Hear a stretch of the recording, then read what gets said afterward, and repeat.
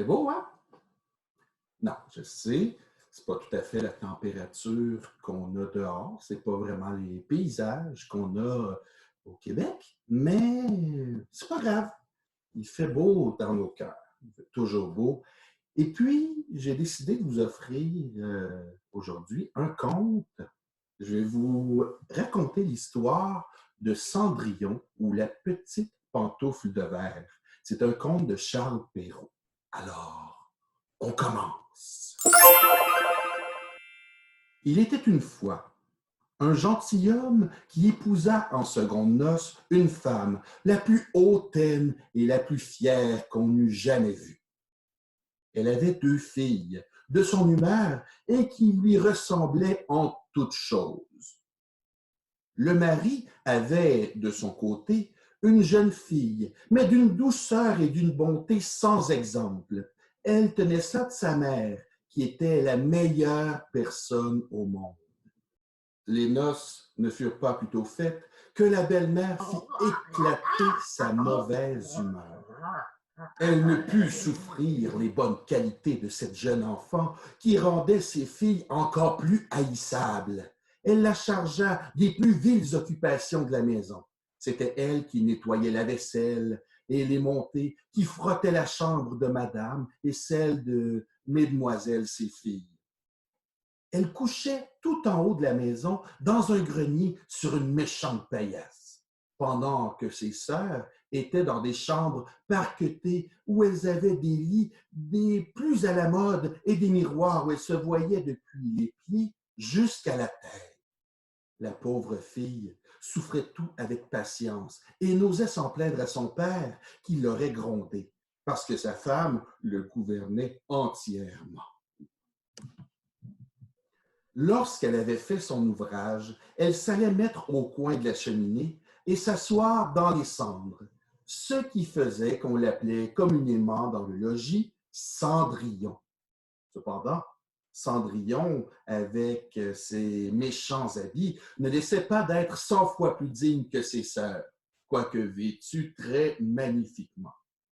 Il arriva que le fils du roi donna un bal et qu'il invita toutes les personnes de qualité. Nos 2 demoiselles en furent aussi priées, car elles faisaient grande figure dans le pays. Les voilà bien aises et bien occupées à choisir les habits et les coiffures qui leur siéraient le mieux. Nouvelle peine pour Cendrillon, car c'était elle qui repassait le linge de ses sœurs. On ne parlait que de la manière dont on s'habillerait. Moi, je mettrais mon habit de velours rouge et ma garniture d'Angleterre. Moi, j'aurais que ma jupe ordinaire, mais en récompense, je mettrais mon manteau à fleurs d'or et ma barrière de diamants, qui n'est pas des plus indifférentes. On envoya quérir la bonne coiffeuse pour dresser les cornettes à 2 rangs, et on fit acheter des mouches de la bonne faiseuse. Elles appelèrent Cendrillon pour lui demander son avis, car elle avait le bon goût. Cendrillon les conseilla le mieux du monde. Elle s'offrit même à les coiffer, ce qu'elles voulurent bien. En les coiffant, elle lui disait « Cendrillon, serais-tu bien aise d'aller au bal? » « Hélas, mesdemoiselles, vous vous moquez de moi. Ce n'est pas là ce qu'il me faut. » Tu as raison, on rirait bien si on voyait une Cendrillon aller au bal. Une autre que Cendrillon les aurait coiffées de travers, mais elle était bonne et elle les coiffa parfaitement bien. Elles furent près de 2 jours sans manger, tant elles étaient transportées de joie. On rompit plus de 12 lacets à force de les serrer pour leur rendre leur taille plus menue, et elles étaient toujours devant le miroir. Enfin, l'heureux jour arriva. Elles partirent et Cendrillon les suivit des yeux le plus longtemps qu'elle put. Lorsqu'elle ne les vit plus, elle se mit à pleurer. Sa marraine, qui la vit tout en pleurs, lui demanda ce qu'elle avait.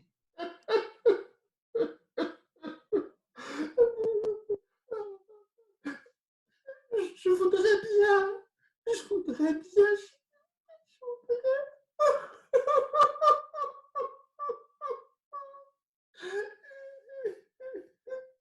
Elle pleurait si fort qu'elle ne put achever. Sa marraine, qui était fée, lui dit « Mais tu voudrais bien aller au bal, n'est-ce pas, Cendrillon ?»« Hélas, oui. » Eh bien, serais-tu bonne fille, hein? Car je suis ta marraine et je t'y ferai aller. Elle l'amena dans sa chambre et lui dit Va dans le jardin et apporte-moi une citrouille. Cendrillon alla aussitôt cueillir la plus belle qu'elle put trouver. Elle l'apporta à sa marraine, ne pouvant deviner comment cette citrouille la pourrait faire aller au bal. Sa marraine la creusa et, n'ayant laissé que l'écorce, la frappa de sa baguette magique. La citrouille fut aussitôt changée en un beau carrosse tout doré. Ensuite, elle alla regarder dans la souricière, où elle trouva 6 souris toutes en vie. Elle dit à Cendrillon de lever un peu la trappe de la souricière et à chaque souris qui sortait, elle lui donnait un coup de baguette magique et la souris était aussitôt changée en un beau cheval. Ce qui fit un bel attelage de 6 chevaux, d'un beau gris de souris pommelées. Puis elle se demanda avec quoi elle pourrait bien faire un cocher. Je vais voir s'il n'y a pas quelques rats dans la ratière. Nous en ferons un cocher. Tu as raison. Va voir, va voir. Cendrillon lui apporta la ratière, où il y avait 3 gros rats. La fée en prit un d'entre les 3 à cause de sa maîtresse Barbe. Et l'ayant touché, il fut changé en un gros cocher qui avait une des plus belles moustaches qu'on ait jamais vues. Ensuite, elle lui dit Va dans le jardin, tu y trouveras 6 lézards derrière l'arrosoir. Apporte-les-moi. Elle ne les eut pas plutôt apportés que sa marraine les changea en 6 valets qui montèrent aussitôt derrière le carrosse avec leurs habits chamarrés et qui s'y tenaient attachés comme s'ils n'eussent fait autre chose de toute leur vie. La fée dit alors à Cendrillon Eh bien, voilà de quoi aller au bal. N'es-tu pas bien aise? Oui, mais est-ce que j'irai comme ça, avec mes vilains habits? Sa marraine ne fit que la toucher avec sa baguette. Et en même temps, ses habits furent changés en des habits d'or et d'argent, tous chamarrés de pierreries. Elle lui donna ensuite une paire de pantoufles de verre, les plus jolies du monde. Elle fut ainsi parée et monta en carrosse. Mais sa marraine lui recommanda sur toute chose Tu ne dois pas passer minuit. Si tu demeurais au bal un moment davantage, ton carrosse redeviendrait citrouille, tes chevaux des souris, tes valets des lézards et tes beaux habits reprendraient leur première forme. C'est promis, marraine, je ne manquerai pas de sortir du bal avant minuit. Elle partit sur le champ. Je suis en route. Je vais enfin pouvoir aller au bal. Le fils du roi, qu'on alla avertir qu'il venait d'arriver une grande princesse qu'on ne connaissait point, courut la recevoir. On m'a dit qu'il y a une princesse magnifique qui arrivait à ce moment. Je vais l'acquérir. Il lui donna la main à la descente du carrosse et l'amena dans la salle où était la compagnie. Il se fit alors un grand silence. On cessa de danser et les violons ne jouèrent plus, tant on était attentif à contempler cet inconnu. Le roi même, tout vieux qu'il était, ne laissait pas de la regarder et de dire tout bas à la reine Il y a longtemps que je n'ai vu une si aimable personne.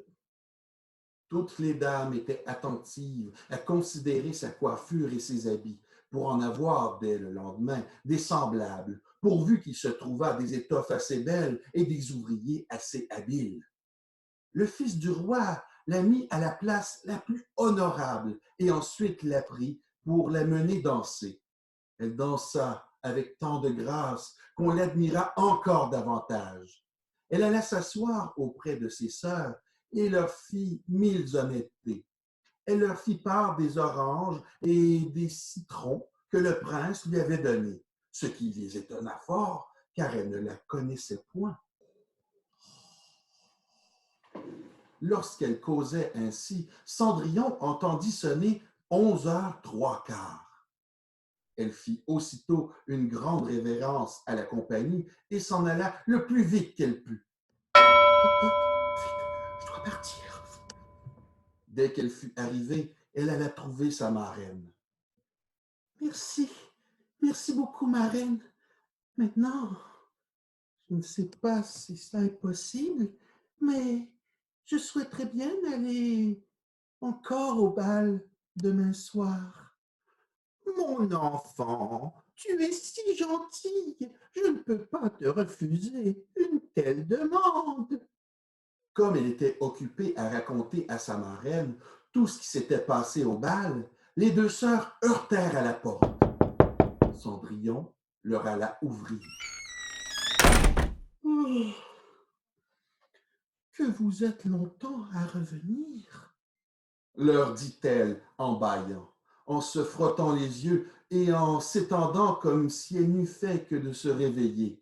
Elle n'avait cependant pas eu envie de dormir depuis qu'elle s'était quittée. Si tu étais venu au bal, tu ne te serais pas ennuyée. Elle est venue la plus gentille princesse, la plus gentille qu'on puisse jamais voir. Elle nous a fait 1000 civilités. Elle nous a donné des oranges et des citrons. Cendrillon ne se sentait pas de joie. Elle leur demanda le nom de cette princesse, mais elles lui répondirent. On ne la connaît pas, mais le fils du roi donnerait toutes choses au monde pour savoir qui elle est. Cendrillon sourit et leur dit. Elle était donc bien gentille. Oh mon Dieu, que vous êtes heureuse. Ne pourrais-je point la voir? Hélas, mademoiselle Javotte, prêtez-moi votre habit jaune que vous mettez tous les jours. Ainsi, je pourrais aussi y aller. Vraiment, je suis de cet avis. Prêter mon habit à une vilaine Cendrillon comme ça, il faudrait que je fusse bien folle. Cendrillon s'attendait bien à ce refus, et elle en fut bien aise, car elle aurait été grandement embarrassée si sa sœur eût bien voulu lui prêter son habit. Le lendemain, les deux sœurs furent au bal, et Cendrillon aussi, mais encore plus parée que la première fois. La jeune demoiselle ne s'ennuyait point, et oublia ce que sa marraine lui avait recommandé, de sorte qu'elle entendit sonner le premier coup de minuit, lorsqu'elle ne croyait point qu'il fût encore 11 heures. Elle se leva et s'enfuit aussi légèrement qu'aurait fait une biche.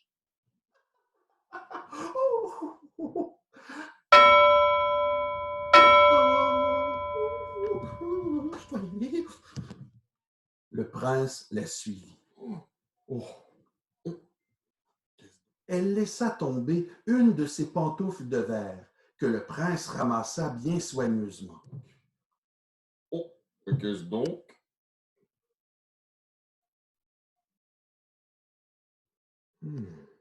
Cendrillon arriva chez elle, bien essoufflé, sans carrosse, sans valet et avec ses méchants habits.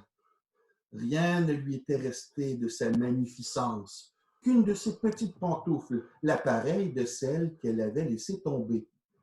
On demanda aux gardes de la porte du palais s'ils n'avaient point vu sortir une princesse. Je n'ai vu sortir personne qu'une jeune fille fort mal vêtue et qui avait plus l'air d'une paysanne que d'une demoiselle. Quand les deux sœurs revinrent du bal, Cendrillon leur demanda si elles s'étaient encore bien diverties et si la belle dame y avait été. Mais étrangement, elle s'est enfuie lorsque minuit a sonné, et si promptement qu'elle a laissé tomber une de ses petites pantoufles de verre, la plus jolie du monde, que le fils du roi a ramassée, et qu'assurément, il est fort désireux de connaître la personne à qui appartenait la petite pantoufle.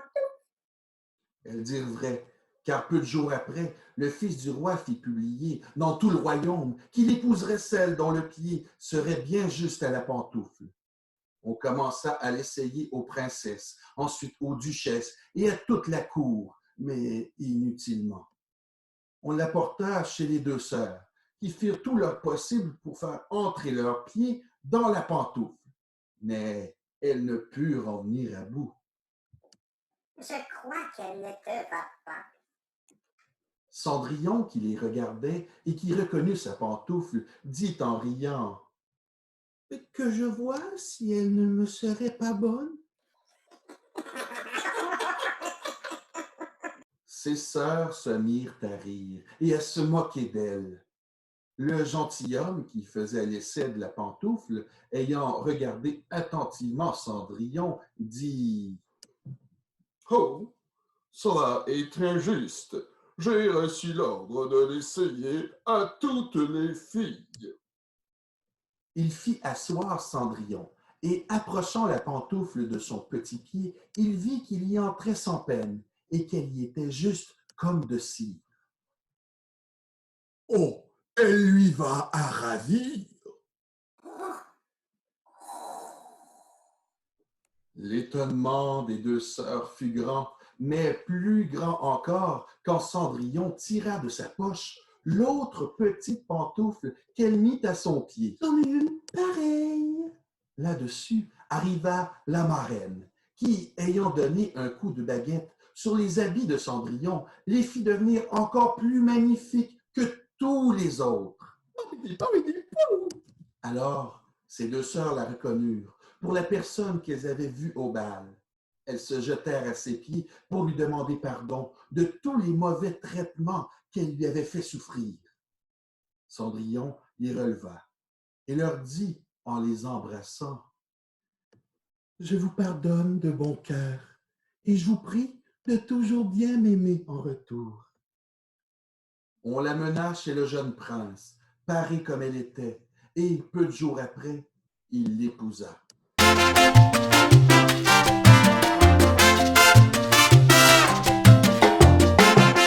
Cendrillon, qui était bonne, fit loger ses deux sœurs au palais et les maria dès le jour même à deux grands seigneurs de la cour.